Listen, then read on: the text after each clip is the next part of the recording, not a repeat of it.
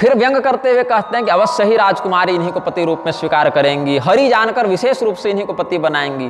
तो नारद मुनि सुन रहे हैं कि कुछ अटपटा तो ये बोल रहे हैं, बार बार एक ही विषय को घुमा घुमा कर हरि हरि ऐसा कह रहे हैं, तो क्या कारण है, लेकिन ध्यान उतना नहीं दिया, उनका ध्यान तो राजकुमारी में था। तो न सुश्राव यथार्थम तो तदवाक्यम स्मर विह्वलः, कामदेव से पीड़ित होकर उन रुद्रगणों के यथार्थ वचन को सुनकर भी नारद मुनि पकड़ नहीं सके कि ये क्या समझाना चाह रहे हैं।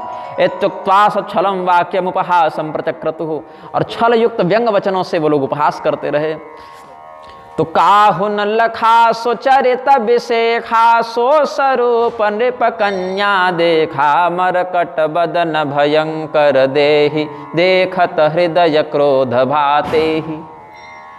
देवर्षि नारद के स्वरूप को जब राजकन्या ने देखा तो वो स्वरूप किसी और ने नहीं देखा जो राजकुमारी ने देखा। राजकुमारी की दृष्टि में तो भयंकर कोई बानर बैठा हुआ है ऐसा लगा, तो उसको क्रोध आया कि हमारा स्वयंवर इतना सुंदर, मेरे पिता क्या सोचते हैं कि ये भी हमारे योग्य हो सकते हैं जो इनको घुसने की अनुमति दे दी, ये भयंकर बानर को घुसने किसने दिया और इनको कोई भगा क्यों नहीं रहा है, ऐसा सोचकर क्रोध आया उसको। तो सखी संग लेह कुंवरी तब,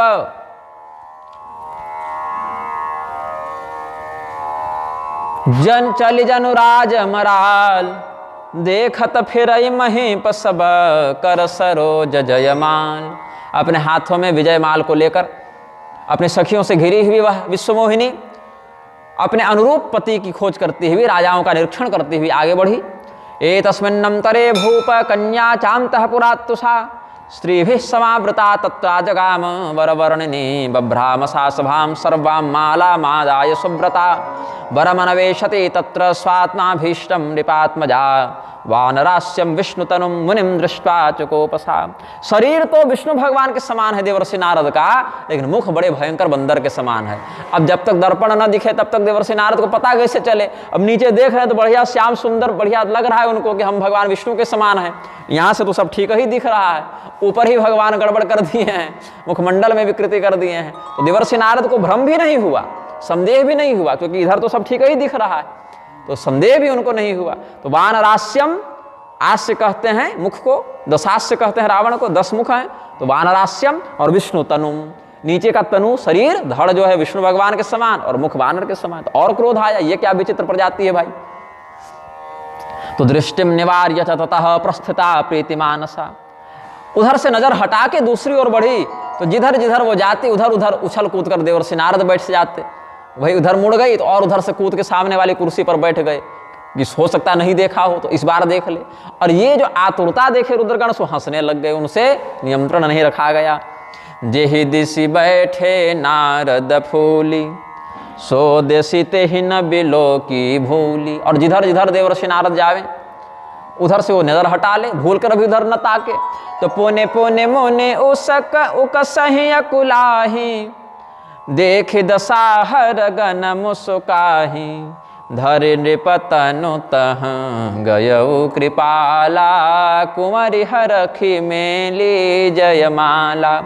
एतस्मिन्नंतरे विष्णु राजगाम नृपाकृतिः, अर्पयामास तत्कंठे ताम मालां वरवर्णिनी। इसी समय एक राजा का वेश बनाकर भगवान विष्णु आए, वो भी विराजित हुए और उन्हीं की विश्व मोहिनी माया थी, तो उन्हें गले में जयमाला डाल दी, भगवान ले चले। दुल्हनी ले गए लक्ष्य निवासा, नृप समाज सब भयउ निराशा। तामादाय ततो विष्णुर राजरूप धर प्रभु, अंतर्धान मगा सद्य स्वस्थानम प्रजयौ किल, सर्वे राजकुमाराश्च निराशा श्रीमतिं प्रति, मुनिस्तु विह्वलोति बभूव मदनातुरः। मुनि बिलोकी मुनि अति विकल मोहमति, नाठी मन गिर गई छोटी जनु गाठी। जैसे किसी व्यक्ति ने बड़े परिश्रम से किसी मणि में गांठ बांध के उसको अपने कपड़े में लगा के रखा हो और असावधानी के कारण वो गांठ खुल जावे और मणि कहीं मार्ग में खो जाए, उस व्यक्ति को जैसा व्यग्र भाव अनुभूत होता है, जैसी बेचैनी होती है, वैसे नारद मुनि तड़पने लगे। तब भगवान रुद्र के जो गण थे, शिव जी के जो गण थे, वो मुस्कुरार बोले, जरा मुख तो जाकर देखिए कि आपके साथ ऐसा हुआ क्यों। तदा तावूचतु सद्यो नारदं स्मर विह्वलम्, तल्लिप्सुस्वमुखं पश्य वानरस्येव गर्हितं, मुखं ददर्श मुकुरे शिव माया विमोहितः, इत्याकर्णतयोर्वाक्यं नारदो विस्मितो भवत्। जब भगवान रुद्र के गणों ने मुस्कुराते हुए कहा कि जरा दर्पण का प्रयोग कीजिए महर्षि, देखिए क्या हाल है, अस कही दो भागे भय भारी, और ऐसा बताकर दोनों रुद्रगण भागे हैं कि कहीं हमें शाप न दे दें। तब तब बदन दीख मुनि बारी निहारी, अब तुरंत कहाँ से ऐनक मिले, तो राज्यसभा में कमल इत्यादि के कुंड भी लगे रहते हैं छोटे छोटे, वहीं पर देखा तो बंदर का रूप दिखा। यहाँ से तो सब ठीक है व्यवस्था, लेकिन ऊपर गड़बड़ है। तो बेश बिलो की क्रोध अति बाढ़ा, तिन्हि सराप दीन अति गाढ़ा, समुखम वानरस्येव दृष्ट्वा च क्रोध सत्वरम, शापम ददौ तयोस्तत्र गणयोर्मोहितो मुनिः। दोनों शिव गणों को क्रोध पूर्वक शाप दिया। उनकी क्या गलती थी भाई? गलती ये थी कि आपने सही समय पर हमको नहीं बताया।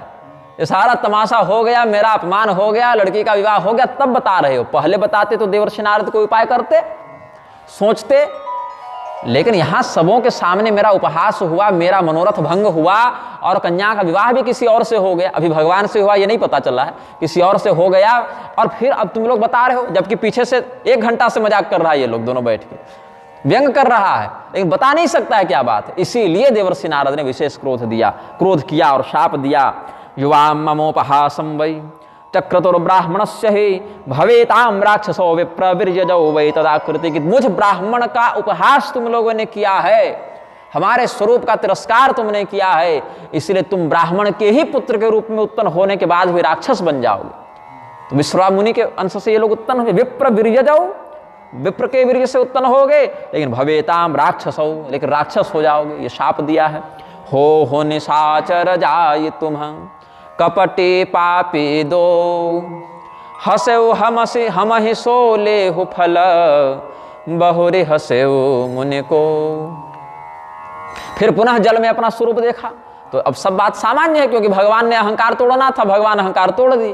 तो देवर्षि नारद का मूल रूप वापस हो गया। विमोहितो मुनिर्दत्वा तयो शापम यथोचितम, जले मुखम निरीक्षाथ स्वरूपम गिरिशेच्छया, शिवेच्छया न प्रबुद्ध स्मृत्वा हरिकृतच्छलम। अभी भी भगवान महादेव की ऐसी लीला चली, भगवान नारायण ऐसी माया किए कि पूरा इनको बोध नहीं हुआ है। पूरा बोध होता तो क्रोध कहाँ करते। अब क्रोध इन्होंने किया, 2 था ना अहंकार, एक कि मैं कामदेव पर जीत प्राप्त कर लिया, कामदेव पर विजय, और फिर भी कामदेव को शाप नहीं दिया, कामदेव पर रोष नहीं किया, तो क्रोध पर भी विजय। तो कामदेव वाला विजय तो भगवान टाल दी, अब क्रोध पर विजय करने का अभिमान था वो भी टूटेगा। तो कहते हैं क्रोधम दुर्विषहम कृत्वा विष्णुलोकम जगामह, बहुत कठोर क्रोध करके भगवान विष्णु के लोक को गए हैं। फरकत अधर कोप मन माहि, सपदे चले कमलापति पाहि। तुरंत वैकुंठनाथ भगवान के प्रति देवर्षि नारद जा रहे हैं कि बताइए, अभी तक आप असुरों को छलते थे, आज हम ही अब भक्तों को भी छलने लग गए। आप असुरों को तो अपनी माया से मोहित करते थे, समझ में आता था, लेकिन अब भक्तों को भी मोहित करने लगे। तो देहु साप की मरि हम जाई, जगत मोरे उपहास कराई बेचही, पंथ मिले धनुजारे संगरमा सोई राजकुमारी। मर जाएं तो शाप दे दें, क्या करें, या तो मार दूंगा या तो मर जाऊंगा। भगवान मर तो सकते नहीं है, नारायण अनादि अजन्मा, क्या मरे, वो तो जन्म मरण का भय तोड़ने वाले परमात्मा है। तो शाप ही दे दूंगा, छोड़ूंगा नहीं। पूरे संसार के सामने मेरा मजाक बना दिया इन्होंने। अरे नहीं देना था तो पहले बोल देते कि नहीं रूप दूंगा। इस प्रकार का उपहास करने का क्या औचित्य। तो भगवान नारायण बीच में ही मिल गए, और साथ में लक्ष्मी देवी हैं और वही राजकुमारी हैं। तो वही राजकुमारी को देखकर ये समझ गए कि अच्छा, भगवान ने 2 बार विश्वासघात किया मेरे साथ। एक तो रूप गड़बड़ दिया, तो चलो ठीक है गड़बड़ दिया, लेकिन इसी कन्या से स्वयं विवाह किया, मतलब ये जानते थे कि इस कन्या के प्रति मेरा मन आ गया है।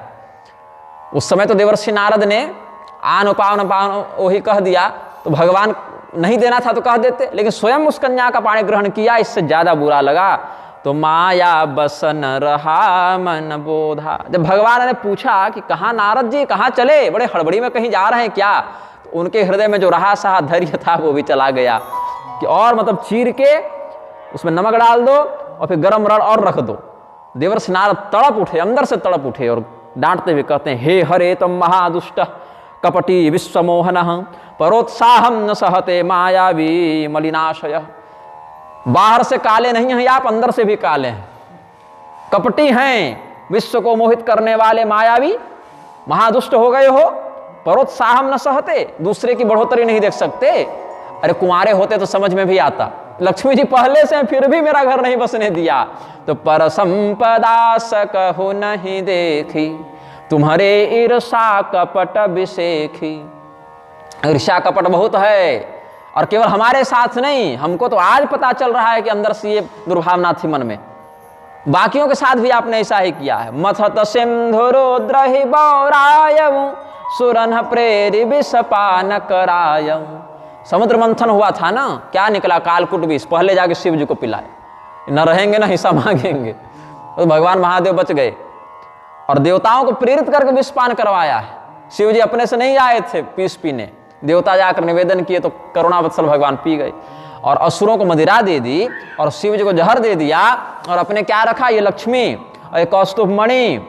आप सदैव स्वार्थ, नारायण मंगल, आप सदैव स्वार्थ करने में कुशल हैं, स्वार्थ सिद्ध करने में कुशल हैं, कपटपूर्ण व्यवहार करने में कुशल हैं। और असुरों को भी, जिन्होंने समुद्र मंथन में बराबर परिश्रम किया था, उनको अमृत नहीं देकर उनको मदिरा दे दी।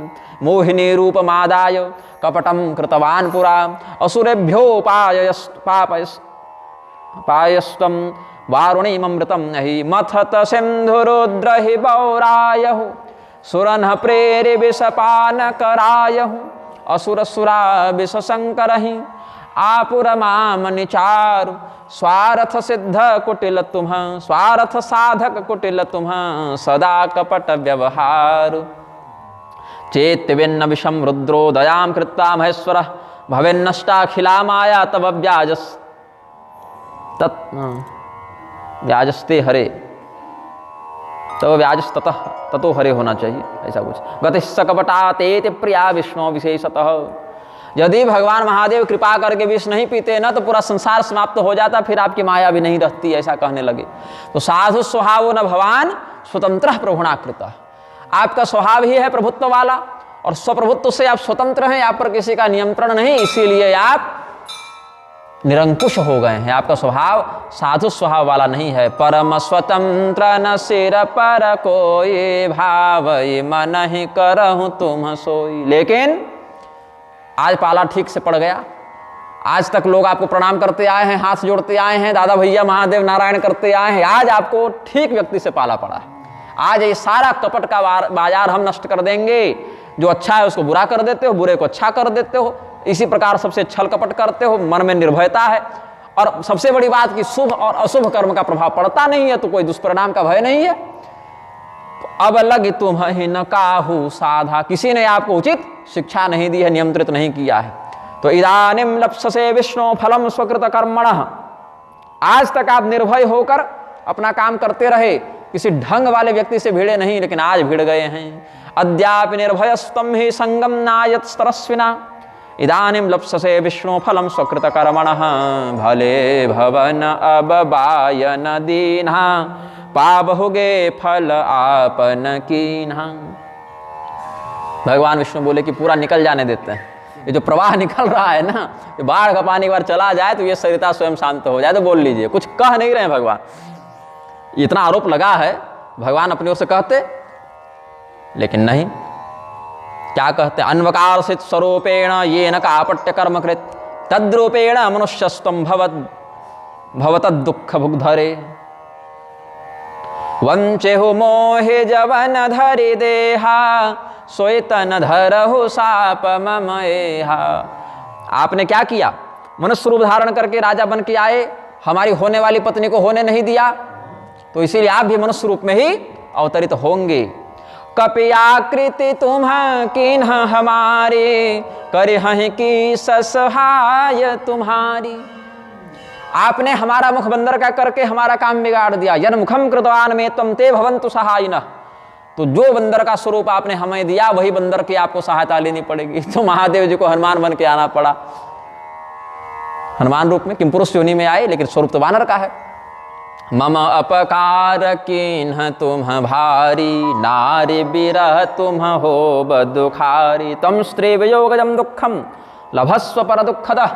दूसरे को दुख देने में निपुण विष्णु, आप भी अपनी स्त्री का वियोग प्राप्त करेंगे। साप शीस धरि हरसिहिय, प्रभु बहु विनती की, न भगवान ही विनती कर रहे हैं, सांप को हृदय में माथा झुका के धारण किया। निज माया के प्रबलता कर सी कृपा निधि लीन, और भगवान ही प्रणाम कर रहे हैं कि अच्छा कोई बात नहीं, आप जैसा जैसा करें सब तथास्तु, सब ठीक होगा, ऐसा ही बिल्कुल बिल्कुल हम मनुष्य रूप में जाएंगे, वानर की सहायता लेंगे, पत्नी वियोग भी झेलेंगे, आप जो कह रहे हैं सब सही, दूध दही सब सही, लेकिन अब क्षमा कर दीजिए प्रभु। और ऐसा जैसे कहे और अपनी माया के आवरण को खींच लिया। विष्णु जग्राहतम शापम प्रशंसच्छाम भविम अजाम अथ शंभुर महालीलो निश्चकर स विमोहिनीम। शिवपुराण और रामचरितमानस दोनों का समन्वय करें तो देवर्षि नारद को एक साथ काम और क्रोध दोनों की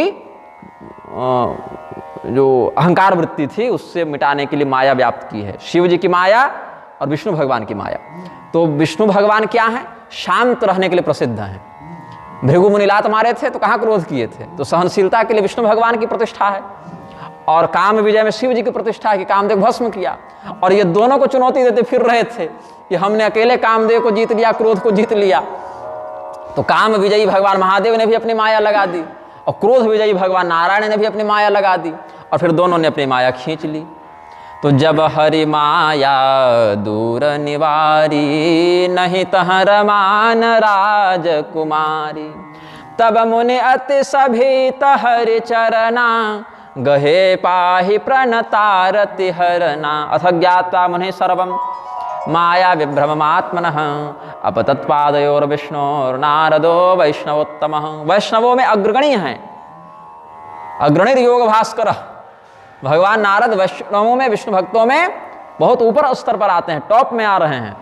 तो जैसे ही उनको ये बोध हुआ, भगवान ने माया हटाई, सपना टूटा, व्यक्ति जगा, सपने में क्या हुआ इसका बोध हुआ, अरे ये सब माया थी, तुरंत उठे और सीधे चरणों पर लौट गए, सीधे दंडवत हो गए और रोने लगे, डर के मारे हाथ कांपने लगे कि प्रभु क्या हो गया, हम आपकी शरण में, कुछ करके इस सांप को टाल दीजिए, बस 2 मिनट से हम जो बोले थे उसको कैंसिल मारिए, वो सब समाप्त कर दीजिए। तो मृषा हो मम साप कृपाला, मम इच्छा कह दीन दयाला। देवर्षि नारद बार बार माथा पटक रहे हैं, रो रहे हैं, आवाज ठीक से नहीं निकल पा रही पश्चाताप से कि प्रभु सब भूल जाइए, सब आप समर्थ हैं, सब वो 2-4 मिनट प्रकृति में कभी आया ही नहीं, ऐसा मान लीजिए। भगवान बोले कोई बात नहीं, क्या लगता है ये हमारी इच्छा के बिना हो गया, इसमें भी हमारी इच्छा थी तभी ऐसा हुआ। तो देखिए बहुत बार ऐसा होता है कि इष्ट निंदा करने में लोग प्रवृत्त हो जाते हैं कि राम जी बड़े हैं, विष्णु जी छोटे हैं, तो विष्णु ये रूप में आते हैं तो राम जी इस रूप में आते हैं। लेकिन यहाँ पर देखा जाए, जो लोग भगवान श्री रामचंद्र जी और विष्णु भगवान में भेद देखते हैं वो भी देखें इस प्रकरण में कि ये भगवान विष्णु को ही शाप लगा है देवर्षि नारद का। देवर्षि नारद रमापति भगवान वैकुंठनाथ में ही गए थे, क्षीर निधि गए थे, क्षीर सागर गए थे, वहीं पर से ये सारा प्रसंग उठा है, और भगवती लक्ष्मी के साथ ही भगवान विराजित हैं। तो इसीलिए श्री राम तत्व और श्री विष्णु तत्व एक ही नारायण है। लेकिन यहाँ पर जब अवतार लेकर आते हैं उस रूप के लीला के वैभव को प्रदर्शित करने के लिए, उस स्वरूप की विशिष्टता दिखाने के लिए, भक्त हमें इस रूप में विशेष मान्य करें, अनन्य भक्ति हो इस रूप में, तो रूपनिष्ठ जिनकी आराधना होती उनमें ऐसा उच्चावच भेद दिखाते हैं। अन्यथा तत्व दृष्टि से नारायण ही विष्णु हैं, विष्णु ही राम है, राम ही कृष्ण है और कृष्ण ही विष्णु है, ऐसा समझना चाहिए। तो यहाँ पर मैं दुर्वचन कहे बहु तेरे, कह मुनि पाप मिटहि किमि मेरे। देवर्षि नारद कहते हैं भगवान की निंदा कोई करे तो वहां से उसकी जीभ काटने का विधान है, या कम से कम कान मूंद के जाने का विधान है। हम स्वयं आपको इतना आप शब्द कहे प्रभु तो हमारा पाप कैसे हटेगा। तो मया दुर्तयः प्रोक्ता मोहितेन कुबुद्धिना, येन पाप कुलम नश्य तमुपायम तमादिश। तब जाकर कहे ऐसा करो, महादेव जी के 100 नामावली का पाठ करो, जप करो, उसी से हृदय में शांति होगी। शतनाम शिव स्तोत्रम सदा अनन्य मतिर्जप, अनन्य भाव से जप करो। यज्जपित्वा द्रुतम सर्वम तव पापम विनश्यति। जप हो जाए शंकर सतनामा, होय हृदय तुरत बेश्रामा। और कहे क्यों ऐसा, को नहीं शिव समान प्रिय मोरे, असि परतीति तजहु जनि भोरे। न मे शिव समानोस्ति प्रियः कोपि महामुने। हे नारद, हे महामुने, भगवान शिव के समान हमारा कोई दूसरा प्रिय नहीं है। और यही कारण है कि हमारी भक्ति उसी को प्राप्त होती है जिस पर महादेव जी स्वयं कृपालु हो जावें, जिस पर अनुग्रह कर देवें। इस प्रकार से अपने हृदय में विचार करके आगे बढ़िए, प्रायश्चित कीजिए। हमारी माया अब आपको कष्ट नहीं देगी, ऐसा आश्वासन दिया है। उरस्याधाय विशदे शिवस्य चरणाम्बुजौ, भगवान शिव के चरण कमलों को हृदय में धारण करके शिव तीर्थों में भ्रमण करें, पहले वो काम करें, फिर आपका शोक दूर होगा। जेहि पर कृपा न करहि पुरारे, सो न पाव मुनि भगति हमारी। असुर धरि महि विचरहु जाई, अब न तुम्हि माया नियराई। बहु विधि मुनि प्रबोधि प्रभु, तब भय अंतर ध्यान। सत्यलोक नारद चले, करत राम गुणगान। ये सब हुआ। तब तक जो 2 रुद्रगणों को शाप मिला था वो भी हाथ जोड़कर आए कांपते हुए कि अब थोड़ा शांत हुआ है इनका मन, तो कुछ कृपा कर दें शायद।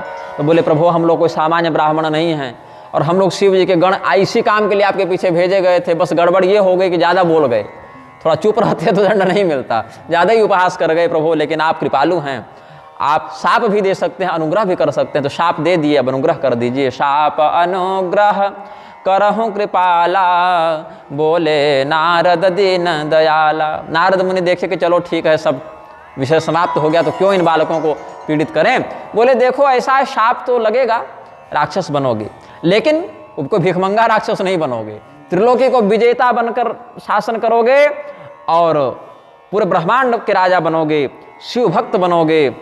भुजबल विश्वजित बद तुम जहिया, धरि हहि विष्णु मनुजत अनुतहिया। यहाँ भी भगवान विष्णु का ही श्रीराम अवतार उल्लिखित है। तो जब भगवान का श्रीराम रूप में आराधन करता है साधक, तो राम एवं परब्रह्म श्री रामो ब्रह्म तारक, वो भाव जागृत हो गया, और हरि, नारायण, विष्णु, कृष्ण, नृसिंह, ये सब रूप जो हैं वो श्रीराम रूप की छाया के नीचे आ गए, और रामस्तु भगवान स्वयं का प्रकट हो जाता है भाव। और साधक का चित्त जब विष्णु रूप में या कृष्ण रूप में लगे, तो तत्त रूपों को भगवान केंद्र में रख के अन्य रूपों को अंश में रखते हैं। तो अंश भी स्वयं ही हैं, और अंशी भी स्वयं ही है, अवतार भी स्वयं है, अवतारी भी स्वयं है, पूर्णावतार भी स्वयं है, और अंशावतार भी स्वयं है। जिस साधक की निष्ठा जिस रूप में होती है, वह रूप उस समय उनके लिए पूर्ण होते हैं, बाकी उनके अनुगत होते हैं, ऐसा समझना चाहिए। तो समर मरन हरि हाथ तुम्हारा, होई हूँ मुकुतन पुण्य संसारा। भगवान शिव के ही अन्य रूप भगवान नारायण के हाथ हो, जब तुम मृत्यु को प्राप्त करोगे, शिवा परतनोर मृत्युम प्राप्य स्वपदमाश्यतः, अपने पद को प्राप्त कर जाओगे। ऐसा कह के देवर्षि नारद गए। फिर ये सब रुद्रगण अपने समयानुसार रावण और कुंभकर्ण के रूप में आए हैं, जिनका उद्धार करने के लिए फिर भगवान ने एक कल्प में रामावतार लिया। इत्याकर्ण मुनेर्वाक्यम नारदस्य महात्मनः, उभौ हरगणौ प्रीतौ संपदम जगमतुर्मुदा। एक कल्प एहि हेतु प्रभु लीन्ह मनुज अवतार, सुररंजन सज्जन सुखद हरिभंजन भुविभार। इसीलिए आनंद रामायण में कहते हैं ना, पुनः पुनः कल्प भेदाज्ञाता श्री राघवस्य च, अवताराः कोटिशोत्र तेषु भेदः क्वचित क्वचित। अलग अलग कल्पों के आश्रय से, अलग अलग कल्पों के कालमान से भगवान श्री रामचंद्र जी करोड़ों बार आए हैं, लेकिन यहाँ बंधते नहीं कर्म प्रारब्ध में, वो अलग अलग घटनाओं को बहाना बना के प्रकट हो जाते हैं, भक्तों का कल्याण करते हैं, चले जाते हैं। उसमें कहीं कहीं कुछ कुछ घटनाओं में भेद भी देखने को मिलता है, और कुछ में नहीं भी मिलता है। तो ये आनंद रामायण में वाल्मीकि जी ने स्पष्ट किया है। कल्प कल्प पति प्रति प्रभु अवतारहि, चारु चरित नाना विधि करहि। और उन्हीं कथाओं में से कोई को घटना को आधार बना के ऋषि महर्षि व्याख्यान करते हैं, श्री राम कथा पर लेखन व्याख्यान करते हैं, और अलग अलग प्रसंगों को जब कहते हैं तो सज्जनों को सुनकर आनंद होता है, और मूर्ख लोग मोहित होते हैं कि यहाँ ये कह रहे हैं, वहाँ ये कह रहे हैं, सही किसको माने। जैसे एक कल्प में लक्ष्मण जी ने मारा है कुंभकर्ण को, और एक कल्प में राम जी ने मारा है कुंभकर्ण को, और एक कल्प वाली कथा वाल्मीकि जी ने लिख दी रामायण में, और एक वेदव्यास जी ने लिख दी महाभारत में। अब रामायण को सही माने कि महाभारत को सही माने? बोले दोनों को मानेंगे। एक दिन हम गिरुआ कपड़ा पहन के कथा कर रहे, एक दिन सफेद कपड़ा पहन के कथा कर रहे, तो हम थोड़ी बदल गए, वो तो कपड़े का रंग बदला ना। तो इसी प्रकार से दोनों बातें कल्प भेद से सही हैं। इसी प्रकार से तस्यानुभाव कथितो गुणाश्च परमोदया, भौमान रेणुन स विममे यो विष्णोर वर्णयेद गुणान। भगवान नारायण के इन गुणों का वर्णन करने का सामर्थ्य वही करे जिसने पूरी पृथ्वी के बालू के कणों को गिन लिया। मतलब जैसे पृथ्वी के बालू के कणों को गिनना असंभव है, वैसे भगवान के चरित्र की संपूर्णता से व्याख्या करना असंभव है। और यह भी कह दिया कदाचित कोई गिन भी ले तो भी भगवान का चरित्र तो वो संपूर्णता से नहीं कर सकता है। तो रामचंद्र के चरित सुहाए, कल्प कोटि लग जाहे न गाये। इसीलिए पहले कह चुके थे, हरि अनंत हरि कथा अनंता, कहे सुनहि बहुविधि सब समता। तो हे भवानी जी, ये नारद मोह की लीला को आपने थोड़ा विस्तार से पूछा था, क्योंकि नारद जी पार्वती जी के गुरु हैं। तो पूछा भाई हमारे गुरुदेव को कैसे मोह हो गया, कैसे शाप दे दिया, का अपराध रमापति किन्हा, ये सब थोड़ा अच्छे से समझा के बताइए। तो थोड़ा विस्तार से बता दिया है। अपि व्यपश्यत्वमजस्य मायां परस्य पुंसः परदेवतायाः, अहंकलानां वृषभो विमोह्ये यथा वशोन्ये के मुता स्वतंत्रा। भगवान की माया से हम सब मोहित होकर भटक रहे हैं, उन्हीं की इच्छा से सारा कार्य चल रहा है। हम सब अस्वतंत्र हैं और भगवान स्वतंत्र हैं, ऐसा समझना चाहिए। सुर नर मुनि को नाही, जेहि न मोह माया प्रबल, अस विचार मन माहि, भजिय महा मायापति। मायापति तो छोटे मोटे माया के इंद्रादि भी हो जाते हैं अधिपति, राक्षस भी अपनी अपनी माया के मायापति ही हैं। महामायापति केवल भगवान है। नयस्य कश्चातिति तरति मायां कयया जनो मुह्यति वेदनार्थम, तम निर्जितात्मात्मगुणं परेशं भजेत भूतेषु समं चरं तम। महादेव जी और भी कहते हैं, यद्यप त्वयाद्य भक्त्या परिणोदितो हम, वक्षे नमस्कृत्य रघुत्तमं ते, रामः परात्मा प्रकृते रनातिर जातो ही साकेत पूरे पुराण। अयोध्या को भी साकेत लोक के नाम से वर्णित करते हैं, भू साकेत कहते हैं, पृथ्वी का साकेत अयोध्या नगरी है।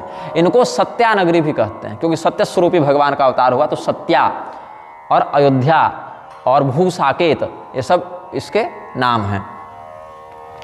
तो अब दूसरा प्रसंग बताता हूँ। जेहि कारण अज अगुण अनुपा, ब्रह्म भयउ कोसलपुर भूपा। जो अजन्मा निर्गुण अद्वितीय परमात्मा है, वो कोसल नरेश के रूप में क्यों आए? और कोसल नरेश श्री रामचंद्र जी, कोसल नरेश दशरथ के पुत्र बन के आए। दोनों राजा ही हैं। दशरथ जी अपने समय में राजा बने, श्री राम जी अपने समय में राजा बने, गद्दी तो वही है। तो क्यों आए? और भगवान का जो दर्शन तुमने जंगल में देखा कि ऋषि मुनियों के समान वेश बना के और सीता जी के विरह में भटक रहे और सती शरीर रही हूँ बौरानी, तो सती जी के शरीर में तुम थी उस समय और बौरा गई थी, थोड़ा सा मन भटक गया था। और आज भी वो भ्रम वाली छाया कुछ कुछ बची है तुम्हारे मन में। अजहु न छाया मिटत तुम्हारी, अभी भी कभी कभी वो भ्रम तुम्हारे मन में व्याप्त हो जाता है।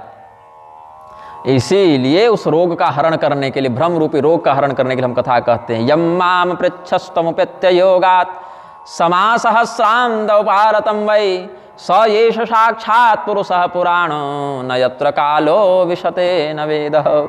ये सब भी भागवत इत्यादि में श्रेष्ठ परंपरा में आचार्यों ने कहा है भगवान के चरित्र के विषय में। तो अपनी मति के अनुसार भगवान के अवतारों को कहता हूँ। याज्ञवल्क्य जी भरद्वाज को कह रहे हैं कि इस प्रकार से जब महादेव जी ने थोड़ा सा मजाक किया है तो लज्जापूर्वक भगवती पार्वती मुस्कुराने लगी कि अजहु न छाया मिटत तुम्हारी। अभी भी वो लगता है बौराई बुद्धि ठीक नहीं हुई पूरी तरीके से, गहरा रोग है, लंबा इलाज चलेगा तुम्हारा।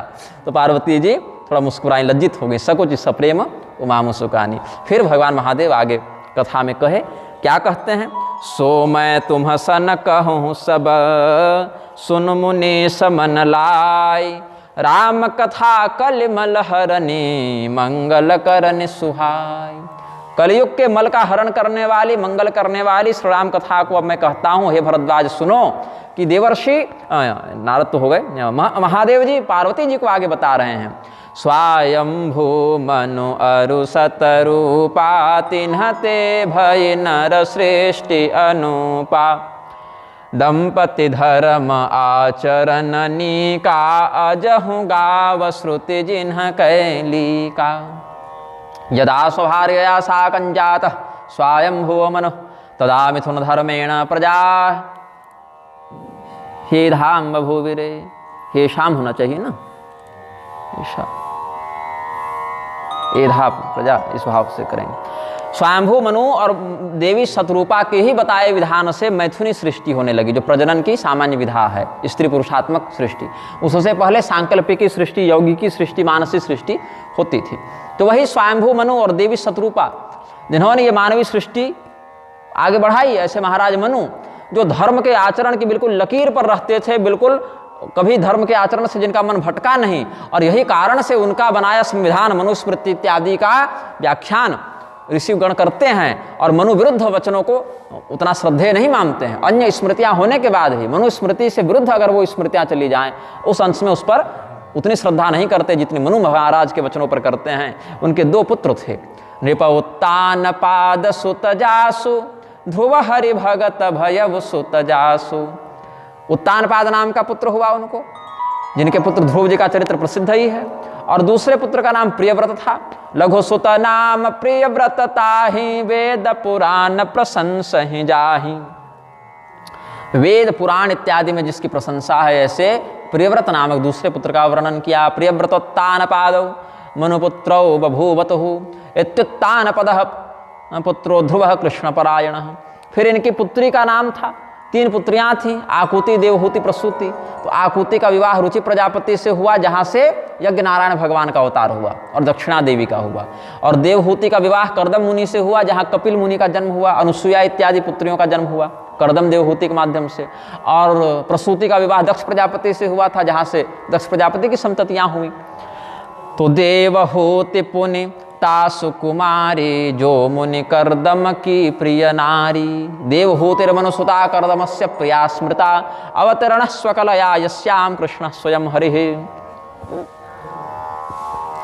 तो सांख्य योग का, सांख्य शास्त्र का प्राकट्य करने वाले तत्व विचार निपुण भगवान कपिल का प्राकट्य हुआ।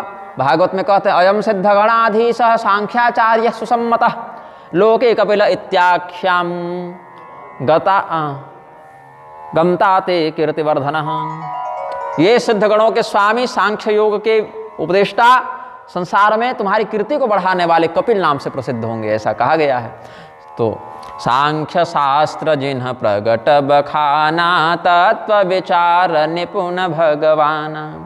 तो महाराज मनु अपना राज्यकाल किए, फिर विरक्ति भाव को धारण करके तपस्या करने चले गए। विरक्तः काम भोगेषु शतरूपापति प्रभु।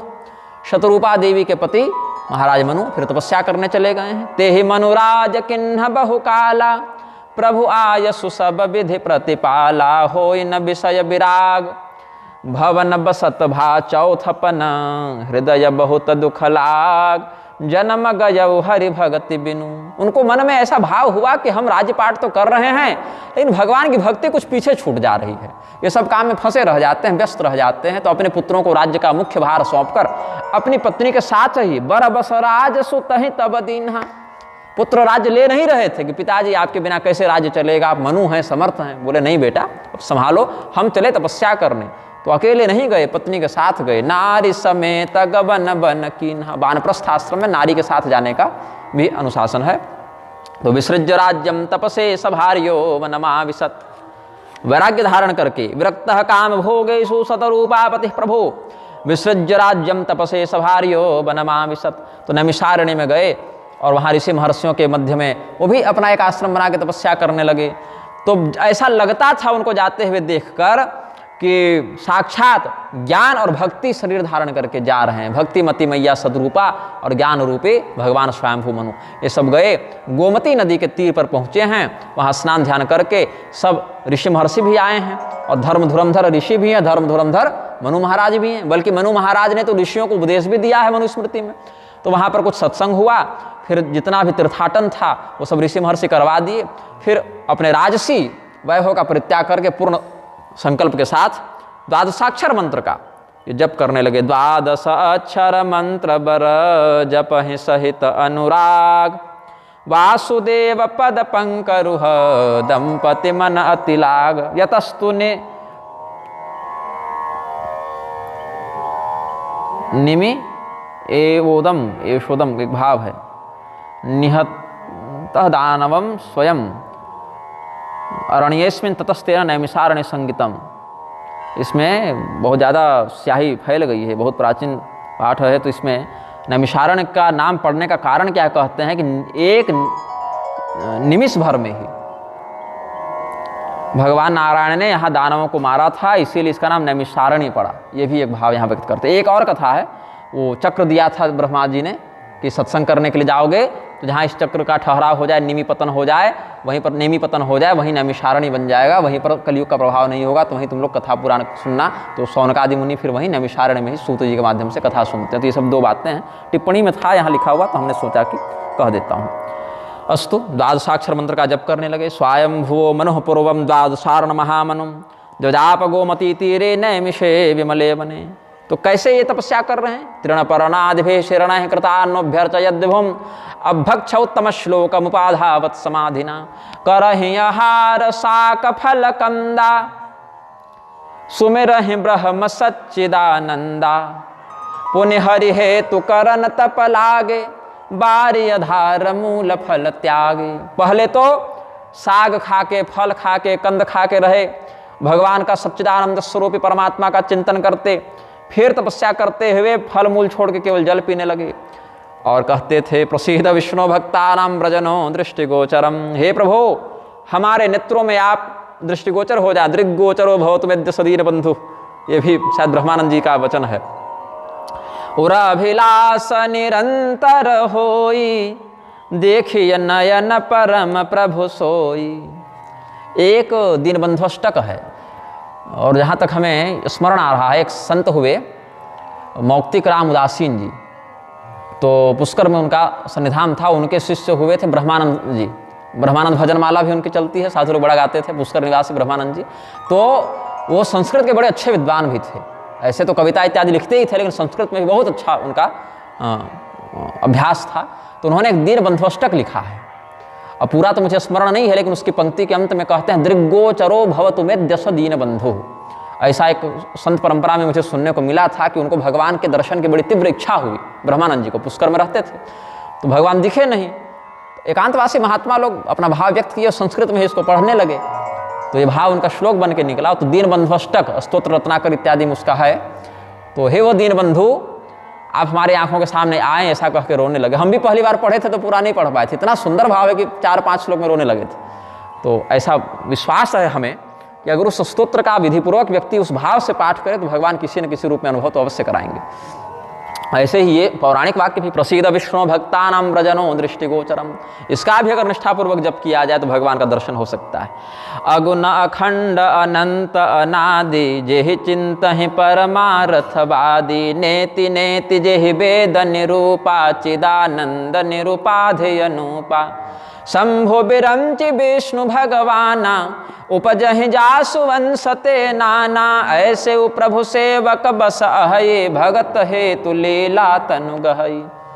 जिनका निरूपण करने में वेद भी अपना पूर्ण सामर्थ्य लगाने के बाद समर्थ नहीं हो पाते, नेति नेति कह के चुप हो जाते हैं, ऐसे उपाधि रहित, रूप रहित, नाम रहित, विभाजन रहित परमात्मा का हम चिंतन करते हैं। जिनकी इच्छा मात्र से उनके अंश के रूप में शंभु जी प्रकट हो जाते हैं, बिरंची जी प्रकट हो जाते हैं, विष्णु भगवान प्रकट हो जाते हैं, ऐसे भगवान को हम प्रणाम करते हैं।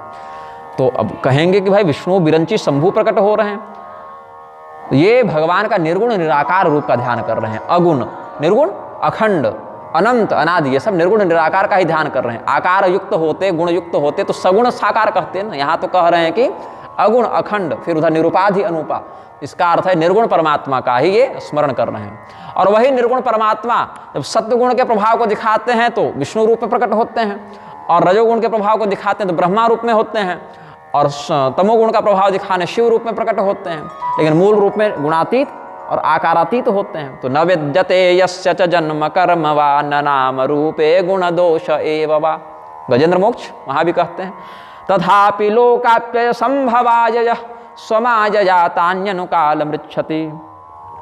और भी कहते हैं यम धर्म कामार्थ विमुक्ति कामा भजम तष्टाम गतिमाप्नुवन्ति किं त्वा शिशोरात्यपि देहमव्ययं करोतु मे दभ्रदयो विमोक्षणं जो यह बचन सत्य श्रुति भाखा तो हमार पूजहि अभिलाखा। अगर ये सिद्धांत श्रुति सम्मत है, वेद सम्मत है, तो हमारे अभिलाष पूर्ण हो, ऐसा उन्होंने चिंतन किया है। एहि विधि बीते बरस सट सहस बारी आहार संबत सप्त सहस्र पुनीर है समीर आधार।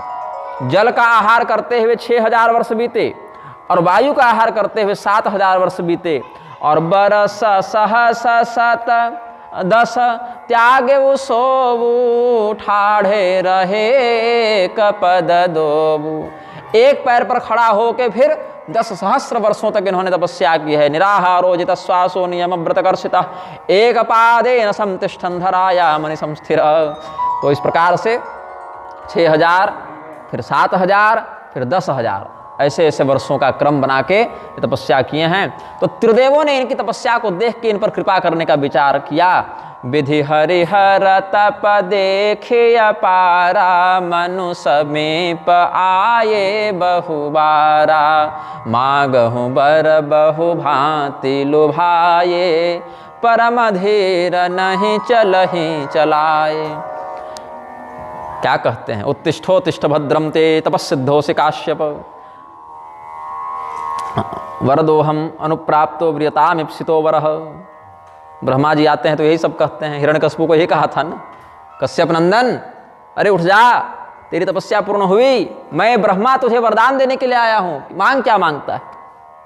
तो वो तो ब्रह्मा जी की आराधना कर रहा था इसलिए मांग लिया, लेकिन ये तो ब्रह्मा जी की आराधना कर नहीं रहे थे, विष्णु रूप में भी आराधना नहीं कर रहे थे, शिव रूप में भी आराधना नहीं कर रहे थे। जैसे अत्रि मुनि ने भी तपस्या की थी भागवत के अनुसार, तो उन्होंने कहा कि संसार के जो जगदीश्वर हैं सो आकर हमें वरदान दें, यही उन्होंने कहा था। तो ब्रह्मा विष्णु महेश तीनों पहुंच गए। बोले हम तो एक को पूछे थे, बोले हम लोग एक ही हैं, वो अलग अलग विभाग के लिए अलग अलग रूप धारण कर लेते हैं। गद्य संज्ञाम क्रियोचिताम वाला विषय है, तो तुमने बताया नहीं कौन भाग वाले जगदीश्वर, तो सब विभाग वाले पहुंच गए हैं, हम एक ही। बोले प्रभु यदि ऐसा है तो हमें पुत्र का वरदान दीजिए। बोले अब 3 रूप में आया हूं तो 3 पुत्र दूंगा। तो विष्णु रूप से दत्तात्रेय, ब्रह्मा रूप से चंद्रमा और शिव रूप से दुर्वासा का प्राकट्य हुआ, और ये तीनों एक ही हैं। पुनः ऐसा दिखाने के लिए दत्तात्रेय रूप में 3 मस्तक प्रकट कर दिए। तो यहां पर यदि विष्णु रूप में वो चाहते भगवान का दर्शन, तो भगवान विष्णु रूप में आए ही थे, वरदान ले लेते।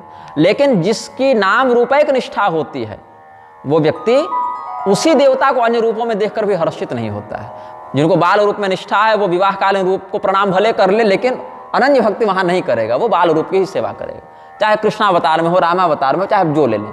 नृसिंह भगवान में भी स्थूणज नृसिंह हैं, गिरि नृसिंह हैं, पाताल नृसिंह हैं, लक्ष्मी नृसिंह हैं, सुदर्शन नृसिंह हैं। तो जिसका जिस मंत्र में और जिस रूप में भाव बन गया वो उसी की प्रधान आराधना करता है। तो यहाँ पर निर्गुण निराकार परमात्मा का ये चिंतन कर रहे थे, और ये सगुण साकार रूप में आ गए, तो इसीलिए प्रणाम कर लिया, लेकिन वरदान नहीं मांगा कि नहीं आपका सम्मान है, लेकिन हमारे जिस रूप में हमको चाहिए वो आप आ नहीं रहे हैं। तो अस्थे मात्र होई रहे शरीरा, तदपि मनाक मन ही नहीं पीरा। मनाक कहते हैं अल्पमात्र को, थोड़ा सा, मनागपि थोड़ा सा भी। तो मन में थोड़ी सी भी पीड़ा नहीं है, केवल हड्डी का ढांचा बच गया है शरीर में। तो अनन्यता को देखकर इन्होंने आकाशवाणी के माध्यम से वचन दिया, क्योंकि आकाशवाणी जब होती है तो क्या रूप होता है उसका? अरूप है। क्या गुण है उसका? अगुण है। तो यहाँ पर बहुत से लोग आजकल क्या है ना, बहुत झगड़ा चल रहा है। इस्कॉन वाले भगवान कृष्ण को श्रेष्ठ बताने के चक्कर में राम जी की निंदा कर दे रहे हैं, विष्णु भगवान की निंदा कर दे रहे हैं कि अरे राम और विष्णु तो छोटे हैं, कृष्ण सबसे बड़े हैं, कृष्ण के आश्रम में रहोगे तो मोक्ष होगा, बाकी राम और विष्णु मोक्ष नहीं दे सकते, ऐसा कुतर्क करते हैं। फिर श्री राम भक्ति वाले लोग उठेंगे, बोले कि नहीं राम जी ही सबसे बड़े हैं, कृष्ण भगवान की आराधना से मोक्ष नहीं होगा, विष्णु भगवान की आराधना से मोक्ष नहीं होगा। राम जी तो विष्णु के भी विष्णु हैं, महाविष्णु, कृष्ण के भी कृष्ण हैं। फिर विष्णु भगवान वाले आएंगे भागवत उठा के और बोलेंगे कि विष्णु पुराण की नहीं राम और कृष्ण तो विष्णु के ही अवतार हैं, तो अवतारी को पकड़ो, अवतार को क्या पकड़ते हो। लेकिन इन तीनों के पीछे जो मूल ब्रह्म तत्व कार्य कर रहा है उस पर ध्यान नहीं है इनका। श्री राम तत्व में जिनकी निष्ठा है, ऐसे हनुमान जी भगवान कृष्ण को देखकर क्या भाग गए, या भगवान कृष्ण को प्रणाम करने से उनकी अनन्यता खंडित तो हो गई। इसमें एक बड़ा सुंदर उदाहरण है महाराज जी रामदास और कृष्णदास का, आनंद रामायण में शास्त्रार्थ है, हमारे वाले बड़े कि तुम्हारे वाले बड़े। तो वहां पर बहुत बढ़िया शास्त्रार्थ चला, खूब एक दूसरे के देवता को गाली बकेंगे लोग, अरे तुम्हारे कौन से देवता राम जी, यहाँ तो हिरण के पीछे भाग गए उनको पता नहीं चला। तो वो कहता तुम्हारे कौन से देवता, वो तो वस्त्र चुरा के भाग गए उनको पता नहीं चला, हमारे वाले कम से कम घर में तो रहे, तुम्हारे वाले को पैदा होते भागना पड़ा मथुरा छोड़ के। तो एक दूसरे के देवता के प्रति बड़ा आरोप करते रहे। फिर कह रहे हैं कि भगवान राम कब युद्ध से पीठ दिखाए, भाई भगवान राम कभी पीठ नहीं दिखाए, तुम्हारे वाले तो जरासंध के भय से द्वारिका भाग गए थे। बोले अच्छा द्वारिका भाग गए थे, लेकिन भगवान ने अपना विश्व रूप दिखाया इस प्रकार से, कभी किसी के सामने हाथ नहीं जोड़े, दादा भैया नहीं किया। तुम्हारे वाले को तो समुद्र भी महत्व नहीं दे रहा था, 3 दिन तो उसी में धरना दे के बैठे। तो बहुत एक दूसरे को सुनाया है दोनों ने, और भगवान राम बैठ के सुन रहे हैं, शास्त्रार्थ देख रहे हैं। तब अंत में आकाशवाणी हुई, रामदास और कृष्णदास के शास्त्रार्थ का निर्णय करने के लिए आकाशवाणी हुई और कहे कि रामदास का पक्ष श्रेष्ठ है, राम जी की विजय हुई। क्यों भाई? इसीलिए नहीं कि राम जी बड़े हो गए और कृष्ण जी छोटे हो गए, अपितु इसीलिए क्योंकि कृष्णदास जब ऐसा कह रहे थे तो वो वास्तव में कृष्ण और राम में भेद देखकर कह रहे थे, छोटा बड़ा दिखाने के लिए ही कह रहे थे। लेकिन रामदास तत्व से रामकृष्ण में भेद नहीं देखते थे, लेकिन उनके वचनों का उत्तर देने मात्र के लिए केवल कह दे रहे थे, हृदय से वो तत्व दृष्टि से एक ही समझते थे। इसीलिए रामदास की विजय हुई और इसके प्रमाण राम जी स्वयं हैं। तो यहाँ पर तत्व दृष्टि से जो विचार करेंगे वो नारायण नद्वितीयोस्ति कश्चित् ऐसा कहेंगे, दूसरे हैं ही नहीं, एको विष्णुर्महद्भूतम।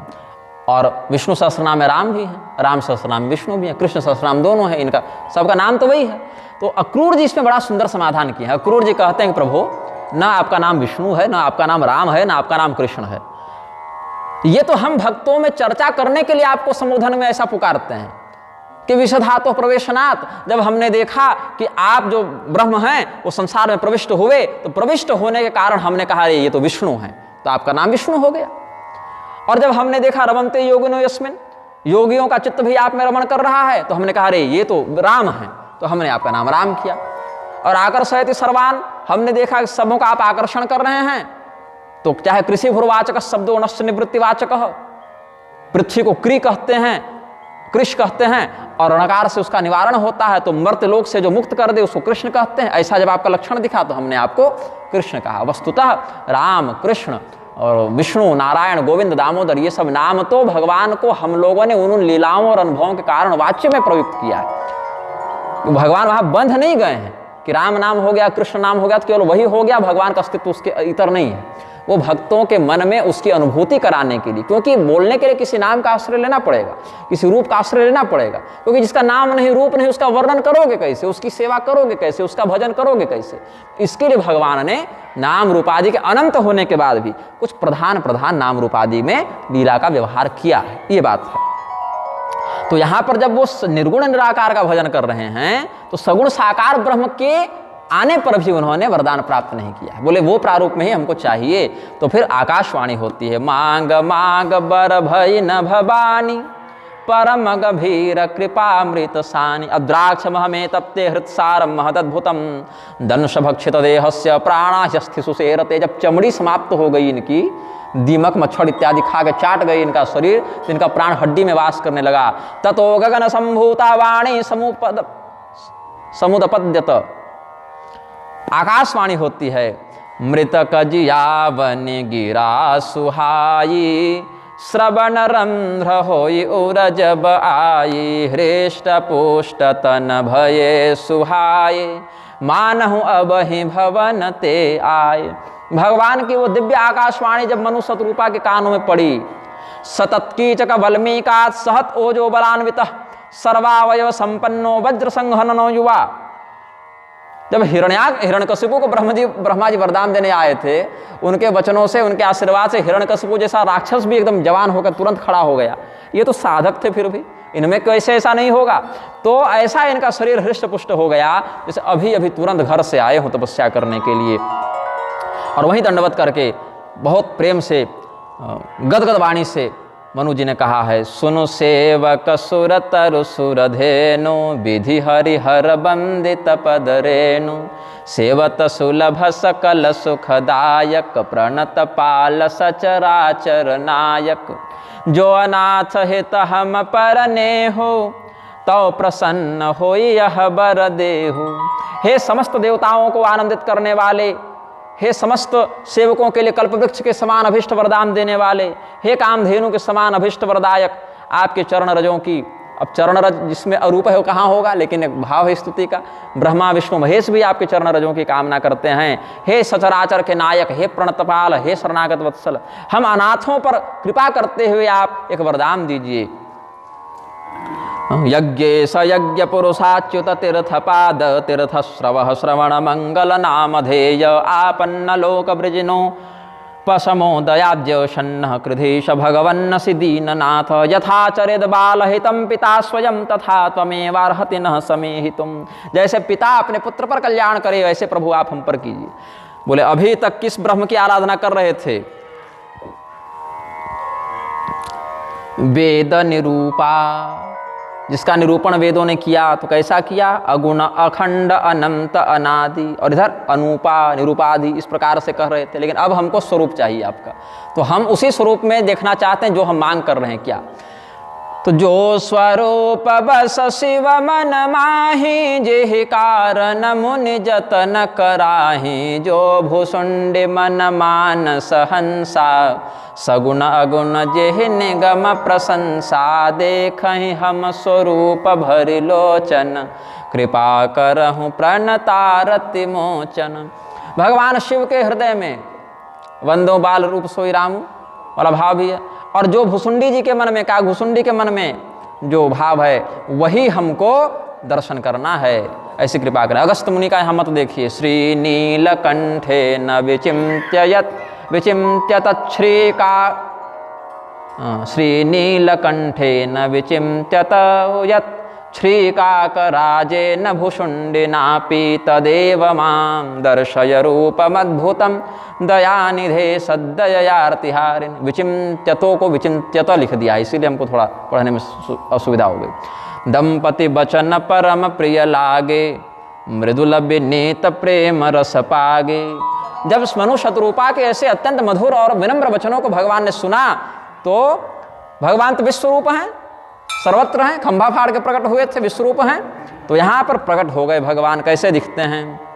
प्रादुर्भूतस्तयोः सम्यक् दंपत्योर्मिषतोस्ततः, नीलोत्पल दलश्यामः कोटिकं दर्पमोहनः। करोड़ों करोड़ों कामदेव की शोभा को तिरस्कृत करने वाले, लज्जित करने वाले सुंदर स्वरूप में दोनों युगल के सामने, वो जो युगल दंपति हैं मनु शतरूपा जी, उनके सामने भगवान आए हैं। नील कमल के समान विकसित सुंदर शरीर और नेत्र हैं। नील सरोरुह नीलमणि, नील नीलधर श्याम।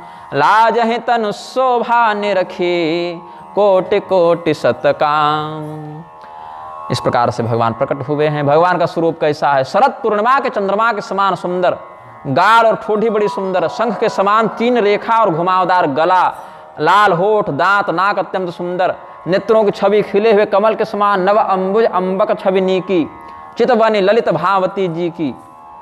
ये सब अलग अलग भाव है। प्रसादाभिमुखम शश्वत प्रसन्न वदनेक्षणम, सुनासम शुभ्रुवम चारु कपोलम सुर सुंदरम, तरुणम रमणीयांगम अरुणोष्ठे क्षणाधरम। भगवान का इतना सुंदर स्वरूप। और यहाँ पर श्रीवत्स का उन्होंने हृदय में चिन्ह धारण किया है। श्रीवत्स का चिन्ह क्या कहलाता है, इस पर चिंतन करेंगे तो क्या होगा अर्थ? भृगु जी ने भगवान विष्णु के हृदय में जो लात मारी है, वो चरण चिन्ह भगवान ने अपने सदैव वक्षस्थल पर धारण कर लिया। भगवान विष्णु के पार्षद भी उन्हीं के समान दिखते हैं, शंख चक्र गदा पद्म श्याम सुंदर पंकज नयन सब। लेकिन अंतर कैसे होता है? कौस्तुभ मणि और श्रीवत्स का चिन्ह ये केवल भगवान नारायण धारण करते हैं, पार्षद धारण नहीं करते।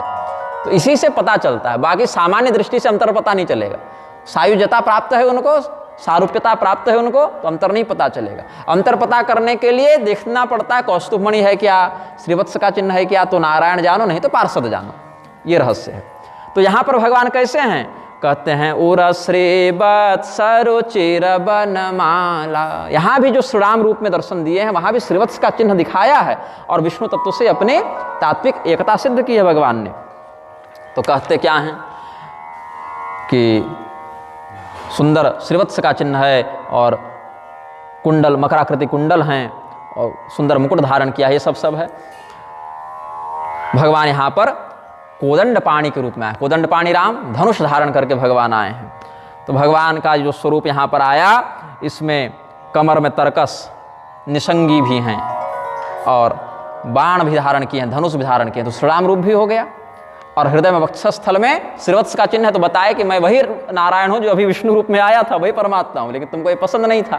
तुमने कहा नहीं वो वाला चाहिए। फिर आकाशवाणी हुई, तब तुम्हारा मन भटका, बोले कि नहीं नहीं, ऐसे केवल शब्द से मजा नहीं आ रहा। जब शब्द इतना मधुर है तो स्वरूप कितना सुंदर होगा। तो शिव जी जिस स्वरूप का धारण करते हैं उस स्वरूप में आइए, काघभुसुंडी जिस स्वरूप का धारण करते हैं मन में, उसमें आइए। तो फिर आ गए। तो भगवान फिर पहुँचे हैं। श्रीवत्सांकम घनश्यामं पुरुषं वनमालिनं, शंख चक्र गदा पद्माभिव्यक्त चतुर्भुजं, किरीटिनं कुंडलिनं केयूरवलयान्वितं, कौस्तुभाभरणग्रीवं पीतकौशेयवाससं। ये सब भगवान का स्वरूप अन्य अवतारों में भी वर्णित है। अब श्री राम पूर्वतापनीयोपनिषद का एक सिद्धांत वर्णित करते हुए भगवान का रूप बताते हैं। श्री राम सानिध्यवसाद जगदानंददायिनी उत्पत्ति स्थिति संहार कारिणी सर्वदेहिनां सा सीता भगवती गेया मूल प्रकृति संगीता प्रणवत्तात् प्रकृति वदन्ति ब्रह्मवादिनः। श्री राम जी के नित्य सानिध्य में जिनका वास है, कभी अलग नहीं होती जो श्री राम जी से, संपूर्ण संसार को जो आनंद प्रदान करती हैं, संसार की उत्पत्ति, संसार की स्थिति, संसार की संहारकारी का जो शक्ति हैं, उन्हीं को मूल प्रकृति भगवती सीता कहा जाता है। और उनको प्रणव के कारण प्रकृति भी कहते हैं। प्रणव ओंकार का आश्रय लेकर संसार का वो सृजन कर देती है, कृति बना देती है, इसलिए ब्रह्मवेत्ता जन उनको प्रकृति भी कहते हैं, मूल प्रकृति भी कहते हैं। तो मूल प्रकृति जो है और भी रूपम प्रकट होते हैं। अन्य संप्रदायों में अलग अलग मूल प्रकृति के स्वरूप हैं, जैसे गणेश जननी दुर्गा, राधा लक्ष्मी सरस्वती, सावित्री च सृष्टि विधौ प्रकृति पंचधा स्थिता। जो मूल प्रकृति हैं तो कहीं पर उनकी अभिव्यक्ति भगवान गणेश की माता दुर्गा जी के रूप में होती है, कहीं भगवती राधा के रूप में होती है, कहीं लक्ष्मी जी के रूप में होती है। तो यहाँ पर किस रूप में आए हैं? सावित्री इत्यादि, गंगा इत्यादि के रूप में भी मूल प्रकृति का वर्णन है, सरस्वती के भी रूप में। तो यहाँ पर कैसे हैं? तो वाम भाग शोभत अनुकूला आदि शक्ति छवि निधि जगमूला जासु अंश उपजहि गुण खानी अगणित उमा रमा ब्रह्माणी भृकुट विलास जासु जग होई राम बाम दिश सीता सोई। जिनकी भृकुटी विलास से संसार बन जावे, बस जावे, मिट जावे, वही भगवती सीता भगवान श्री रामचंद्र जी के वाम भाग में विराजित हैं। फिर कहते हैं अगणित उमा रमा ब्रह्माणी, अनेकों अनेकों पार्वती प्रकट होती हैं, अनेकों अनेकों ब्रह्माणी और लक्ष्मी प्रकट होती हैं। तो फिर जब भगवती सीता से लक्ष्मी पार्वती जी प्रकट हो रही हैं तो फिर गिरिजा पूजन करने क्यों गई? उनको कैसे प्रणाम कर रही है? तात्पर्य यह है, यहाँ पर त्रिगुणात्मिका शक्ति का परिचय दे रहे हैं। सत्व गुणोपेता लक्ष्मी विष्णु शक्ति युक्ता होकर, और ब्रह्म शक्ति संयुता सावित्री ब्रह्माणी रजोगुण से युक्ता होकर, और शिव जी के साथ पार्वती तमोगुणान्विता होकर। तो त्रिदेवात्मक प्रारूप में जो सगुण साकार ब्रह्म है उस रूप में भी नहीं आए, अभी गुणातीत रूप में आई हैं, इसीलिए उनसे ऊपर की स्थिति यहाँ सीता जी की दिखाई गई। नहीं तो तत्व दृष्टि से ब्रह्म एक है और शक्ति एक है। तो छवि समुद्र हरि रूप बिलो की एक टक रहे नयन पट रोकी। यहाँ क्या कहते हैं? वो हरि रूप देखकर, छवि समुद्र, ऐसा समुद्र है जहाँ सुंदरता का ही जल भरा हुआ है, तो इनके नेत्र जो है वो बंद ही नहीं हो रहे, पलक भी नहीं झपक रही, बिल्कुल देख रहे हैं, फिर भी इनका मन संतुष्ट नहीं हो रहा है। फिर दंडवत किया उन्होंने, चरणों को पकड़ा है। जब ध्रुव जी इत्यादि के पास भी भगवान आए तो क्या लगता है देखकर, पकड़ के एकदम पी जावे, भगवान को अपने अंदर अभिन्न कर लें, नदी जैसे समुद्र में मिल जाती वैसे पूरा अभिन्न हो जावे। तद्दर्शनेनागत साध्वसः चिताववंदातांगम विनमय्य दंडवत दृग्भ्याम प्रपश्चन प्रविपन निवारक भकश्चुंबन निवास सेन भुजैरिवाश्लिशन। फिर भगवान के चरणों में जब गिरे तो जैसे ध्रुव जी चरणों में गिरे थे तो भगवान उठाकर उनके मस्तक पर हाथ फेरने लगे। स्वपाद मूले पतितं तमर्भकं विलोक्य देवः कृपया परिप्लुतः उत्थाप्य तच्छीर्ष्ण दधात कराम्बुजं काला हि वित्रस्तधियां कृताभयम्। मृत्यु के भय से जो व्यक्ति भयभीत हो रहा है, पतित तो है तभी संसार में पड़ा है, भगवान पतित पावन है, तो एक ही जगह पतित होने से कल्याण है, भगवान के चरणों में पतित हो जाओ। पतित मतलब गिर जाओ। तो स्वपाद मूले पतितम, बाकी इधर उधर तो पतित दारू पी के सब हो रहे हैं, दारू पी लो, मांस खा लो, व्यभिचार कर लो, चोरी कर लो, डकैती कर लो, झगड़ा कर लो, पतित हो ही रहे हैं। लेकिन जहां पतित होने से कल्याण है वहां पतित नहीं हो पा रहे। तो भगवान के चरणों में गिरने पर वो गिरना सार्थक है, वो गिरना गिरना नहीं कहलाता, वो तो मुक्त होना कहलाता है। तो जैसे काल रूपी सर्प के भय से भगवान मुक्त कर देते हैं, वैसे यहाँ भी सिर पर से प्रभु निज कर कंजा तुरत उठाए करुणा पुंजा। भगवान ने उनको उठाया और बोले क्या वरदान है, बोलो मांगो। बोले कृपा निधान पुनि अति प्रसन्न मोहिजान मागहु बर जो भाव मन महादानी अनुमान। कि सुनो, जो चाहो सो आज मांग लो, ये संकोच मत करना कि भगवान देंगे कि नहीं देंगे, कि दे पाएंगे कि नहीं दे पाएंगे। महादानी तुम्हारे सामने आज आया है, दानियों को भी मैं ही सब कुछ दिया करता हूं, तो जो अपने हृदय में उचित लगे मांग लो। तो भगवान को प्रणाम किया, बोले प्रभु आपके चरणों का दर्शन प्राप्त करके तो हम ऐसे ही धन्य हैं। एक इच्छा बहुत है मन में, और इच्छा तो बहुत बड़ी नहीं है, कहें तो आपके लिए तो बहुत छोटा ही विषय है वो, लेकिन फिर भी पूरा होना सहज तो है, लेकिन कठिन भी है। हो सकता है कि आपको रुचि न लगे तो कह दें कि ये सब छोटा मोटा क्या मांग रहे हो, ये भी हो सकता है। या फिर भगवान कहेंगे कि तुम्हारी तपस्या उतना बड़ा सौभाग्य प्राप्त नहीं कर सकती। तो एक दृष्टि से देखें तो बहुत बड़ी इच्छा नहीं है, छोटी इच्छा है, और दूसरी दृष्टि से विचार करें तो बहुत बड़ी इच्छा है। क्या त्वाम पुत्रलाल सत्वेन भजामि पुरुषोत्तम, हम आपको पुत्र रूप में प्राप्त करना चाहते हैं। कामना विषमा भाति निजकारपण्य दोषतः, लेकिन ये कामना एक और देखने पर बड़ी भी लगती है और एक और छोटी भी लगती है। इसीलिए सो तुम जानहु अंतर जामे पुरवहु मोर मनोरथ स्वामी। हे प्रभो, हे स्वामिन, आप तो अंतर्यामी हैं, हृदय की बात जान रहे, तो हमारे मुंह से क्या बुलवा रहे हैं? जो हमारे मन की अभिलाषा है उसको आप पूर्ण कीजिए। तो भगवान बोले कि देखो ऐसा है, ये सब संकोच मत करो, जो बात है स्पष्ट सीधे सीधे बोलो, अपने मुख से वाक्य निर्गत करो तुम। सकुच बिहाय मागो नृप मोहे मोरे नहीं अदेय कछुतो, तुम मांगो, ये संकोच मत करो कि बड़ी है छोटी है, देंगे नहीं देंगे, हम योग्य हैं कि अनधिकारी हैं। मांगो तुम। तांस्तान कामान हरिर्दद्याद यान यान कामयते जन, भगवान तो प्रसन्न होकर वही वही कामना देते हैं जो जो कामना व्यक्ति मांगता है। तो तुम व्यक्त तो करो पहले, अव्यक्त कामना हम प्रदान नहीं करते, व्यक्तिभूता कामना ही हम प्रदान करते हैं। तो मत्तो वरम वृणीष्वेति तमाह भगवान हरि अदेयम मम नैवास्ति प्रीते मयि च किंचन, जिस पर मैं प्रसन्न हूँ, जो मेरा भक्त है, उसके लिए कुछ भी अदेय नहीं है, मैं सब उसे दे देता हूँ। मांग कर तो देखो। तो प्रांजलि प्रणतो भूत्वा हर्ष गदगदया गिरा पुत्रत्वं में भवेत्याह देवदेवं जनार्दनम, पद्म पुराण में कहते हैं। हे प्रभु, फिर से चरणों में गिरे, हाथ जोड़ा और कहा, दान्य शिरोमणि कृपा निधि नाथ कहूँ सति भाव, चाहूँ तुम्हि समान सुत प्रभु सन कवन दुराव। आप ही के समान हमको पुत्र चाहिए। भगवान बोले मेरे समान, आपने समान कहाँ खोजने जाए भाई, आप उस इस खोजे कहाँ जाई? तो निपतवत नय हो मैं आई, तो तुम्हारा पुत्र बन के हम ही आएंगे। भविष्यति निपश्रेष्ठ यत्ते मनसि कांक्षितम ममैव तव ममै च महाप्रीतिस्तव पुत्रत्व हेतवे। ऐसे भी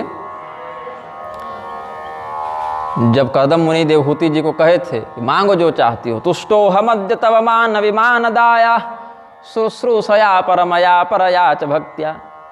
और भगवान भी कहते हैं, तुष्टो हमद्य तव मानि निमान दाया शुश्रूषया परमया हृदय चैक भक्त्या। शत्रुपा जी की ओर देख के कहते हैं भगवान कि अब आपके मन में भी कोई इच्छा हो तो मांग लो। ये तो मनु महाराज ने अपने अनुसार मांगा, तो आप भी मांगिए। तो कहते हैं, वृतन नृपेणातितराम मदीय चित्तस्य प्रेयो न परम विकांक्षे, परम विकांक्षे। हे प्रभु, राजा जी ने जो वरदान मांगा है, मनु महाराज ने जो वरदान मांगा है, वही हमें भी प्रिय है। हमारे मन में कोई अलग से इच्छा नहीं है, फिर भी आप बोल रहे हैं, तो आपके वचन का मान रखने के लिए हम कुछ मांगते हैं। प्रभु क्या मांगते हैं? तो आप तो ब्रह्मा इत्यादि लोक पितामहों के भी पिता हैं, हृदयस्थ परमात्मा आप ही हैं। तो एक वरदान यही मांगते हैं कि सोई सुख सोई गति सोई भगति सोई निज चरण स्नेहु सोई विवेक सोई रहने प्रभु हम ही कृपा करि देहु। जिस भक्ति का अनुसरण ब्रह्मा जी करते हैं, महादेव जी करते हैं, बड़े बड़े ऋषि महर्षि करते हैं, और जिस भक्ति का अनुसरण करके आपके पद को प्राप्त करते हैं, आपकी कृपा को प्राप्त करते हैं, वही सुख हमें दीजिए, वही गति दीजिए, वही भक्ति दीजिए, और वही ज्ञान दीजिए जिससे आपके चरणों में हमारा स्नेह बढ़े, प्रेम बढ़े। तो भगवान पे विश्वात्मा मृदम वाचमुवाच यत्ते मनसि हे देवे कांक्षितम पूर्णमस्तु तत्। भगवान बोले ठीक है, जो तुम्हारे मन में इच्छा है सब हम तुमको देंगे। तुम्हारा तो अलौकिक विवेक पहले से है, तो हम अनुग्रह करते हैं कि ये अनुग्रह से, ये कृपा से तुम्हारा विवेक कभी समाप्त नहीं होगा, बुद्धि भ्रष्ट नहीं होगी कभी, विवेक सदैव तुम्हारा बना रहेगा। और फिर मनु महाराज जी फिर प्रणाम किए, बोले एक और है निवेदन। बोले हाँ मांगिए, कोई बात नहीं, आज हम पूरे फुर्सत में आए हैं। भाई जो व्यक्ति कितना वर्ष हो गया था इधर, 6000 7000, तो 6 7 13 और 10 23,000 वर्ष तक जो तपस्या किया, भाई हम तो पूरे फुर्सत में हैं। उतना धैर्य आप रखे तो हम भी धैर्य से आपके वरदान को सुनेंगे। तो ततः प्रोवाच हर्षेण मनु स्वायं भुवो हरिम सोनु संबंधि मत प्रेम स्याप्ते चरण कंजयो। भगवान वसुदेव देव को क्या कहे थे? युवा माम पुत्र भावेन ब्रह्म भावेन चास सकृत। आप हमारे साथ दो प्रकार का संबंध रखेंगे तब यास्य थे मद्गतिम पराम, तब हमारी परम गति मिलेगी। पुत्र भाव भी रखेंगे और ब्रह्म भाव भी रखेंगे। लेकिन मनु महाराज बोले ब्रह्म भाव मत रखवाइए, केवल पुत्र भाव रखवाइए। पुत्र भाव में क्या है कि हमारा यदि आपसे वियोग हो जावे तो हम वहीं मर जाएं, आपके वियोग से हमारा जीवन ही समाप्त हो जाए। आप हैं तो हम हैं। ऐसा कहते हैं कि मने बिनु फने जिमी जल बिनु मीना, मम जीवनति में तुम ही अधीना। जिस प्रकार से जल के बिना मछली और सर्प मणि के बिना नहीं रख सकते, मणि सर्प से दूर हो जावे, मछली जल से दूर हो जावे तो प्राणांत हो जाता है तड़प कर, वैसे ही आपके वियोग से हमारा भी प्राणांत हो जाए प्रभु।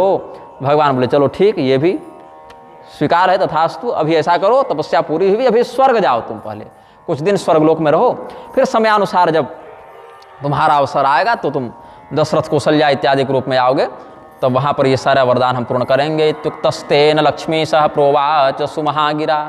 लक्ष्मीपति भगवान ने ऐसा वरदान देकर कहा, स्थिति प्रयोजने काले तत्र तत्र निपोत्तम त्वयि जाते त्वहमपि जनिष्ये सदने तव। जब उचित समय आएगा तो इंद्रलोक से तुम अयोध्या चले जाना। तह करि भोग विलास तात गए कछु काल पुनि, होई हूँ अवध भुवाल। यहाँ विशाल होगा ना, विशाल। करी तह करी भोग विशाल तात गए कछु काल पुनि, होई हूँ अवध भुवाल तब मैं होब तुम्हार सुत। और वहाँ पर इच्छानुसार नरलीला करने के लिए मनुष्य रूप में आऊँगा और अनशन सहित देह धरिताता। अकेले नहीं आऊँगा, अंशों के साथ आऊँगा। चार व्यूह हैं ना, वासुदेव, संकर्षण, प्रद्युम्न और अनिरुद्ध। इसमें वासुदेव परमात्म तत्व हैं, संकर्षण आत्म जीवात्म तत्व हैं, प्रद्युम्न मनस तत्व हैं और अनिरुद्ध अहंकार तत्व हैं। इन्हीं को अगर ये सब स्वरूपादि का विभेद करके देखें तो विश्वावस्था, तेजसावस्था, प्राज्ञावस्था और अव्यक्तावस्था, ये बात है। तो इसी चार अवस्था में राम लक्ष्मण भरत शत्रुघ्न आए हैं। भरत जी प्राज्ञावस्था में हैं और श्री राम जी अव्यक्तावस्था मूल परब्रह्म में हैं, और इधर विश्वावस्था तेजसावस्था में लक्ष्मण जी और शत्रुघ्न जी जो सुमित्रा जी से उत्पन्न हुए, ये दोनों हैं। और उधर कृष्णावतार में भगवान कृष्ण वासुदेव, संकर्षण बलराम और प्रद्युम्न अनिरुद्ध का नाम तो यही रह गया समान। तो ये चतुर्व्यूहावतार कहलाते हैं। तो यही भगवान यहाँ पर ऐसे इसी व्यवस्था के साथ आए हैं।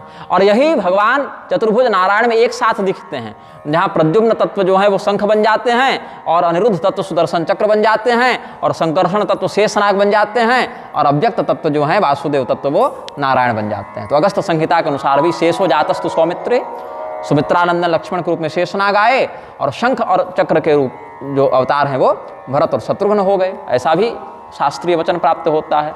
तो अनशन सहित देह धरिताता, करिहु चरित भगत सुखदाता। और हमारी जो आदिशक्ति है विष्णु माया भगवती, जया सम्मोहितम जगत आदिष्टा प्रभुणान सेन कार्यार्थे संभविष्यति। ये सब भी बातें अलग अलग अवतारों में भगवान करते रहते हैं। तो यहाँ अपनी आदि शक्ति माया को सीता जी के रूप में अभिव्यक्त करेंगे। भगवान आदि शक्ति जेहि जग उपजाया, सो अवतरे मोर यह माया।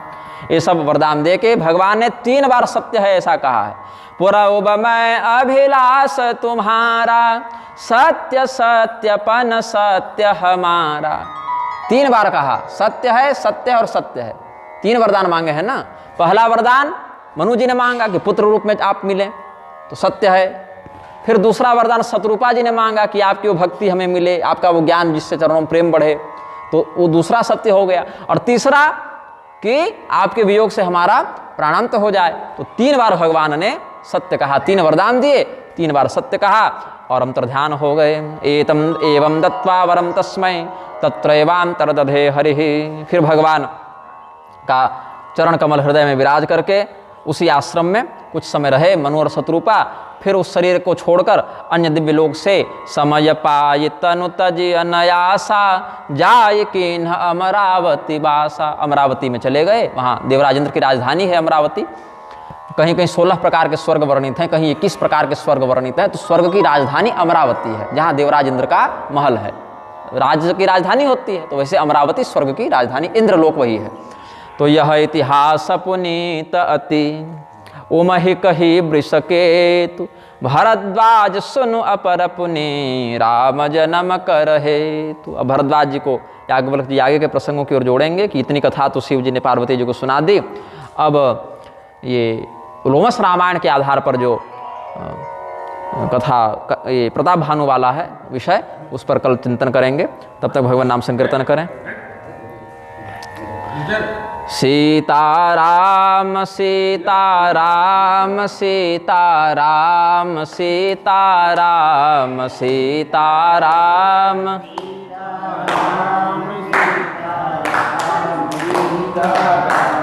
राधे श्याम राधे श्याम राधे श्याम राधे श्याम राधे श्याम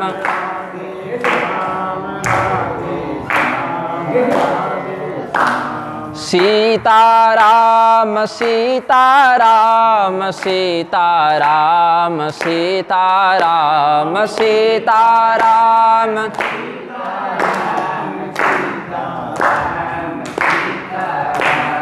राधे श्याम राधे श्याम राधे श्याम राधे श्याम राधे श्याम